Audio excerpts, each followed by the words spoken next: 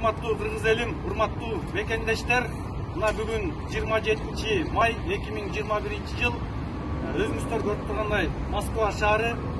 Менин жанымда Кыргыздын баатыр, балбан, башы көрүнгөн мыкты уулдары Манас Ниязов, Байыш Ниязов, Карыпбек Эшиев жана Өмүрбек инибиз атайын Кыргызстандан келип, ушул Москва шаарындагы Россиядагы биздин мекендештер бир сүйүнтөлүү, бир өнөрүбүздү тартуулап кетели деп атайын Кыргызстандан келип атат. Кудай буйруса 30 май күнү баарыңыздарды Москва областындагы Раменскийдеги ипподромго чакырабыз. Saat 12:00'da эң чоң көкбөрү башталат, Кудай буйруса. Азыркы болжол менен бир 5000 адам чакырылып атат. Кыргызстандан да аттуу баштуу коноктор келип атат. Россия менен биргеликте өтүп атат ат оюндары.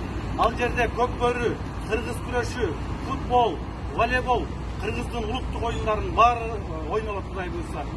Боз үй тигилип, кыргыздын атын чыгарып, ушул жакта Россия жүргөн мекендештердин башын бириктирип, ынтымакка, биримдикке чакырып, кыргыздын улуттук көкбөрү оюнун дагы бир жолу даңа салайлы деген максатта өтүп атат, Кудай буйруса.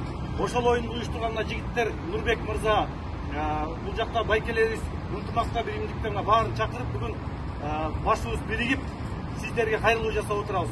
Баарыңыздарды 30 май күнү saat 12:00'da Раменский ипподромунан күтөбүз.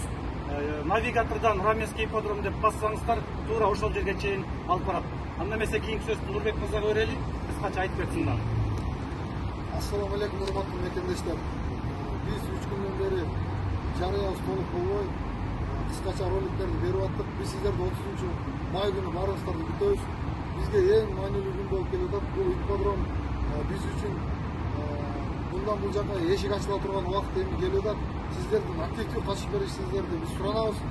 Барыңыздар, уулдарыңыздарды, кыздарыңыздарды калтырбай алып келиңиздер. 14 жашка чейин бизде бекер болот балдарыбыз үчүн. Ошон үчүн биз сиздерди баарыңыздарды 30 май күнү күтөбүз.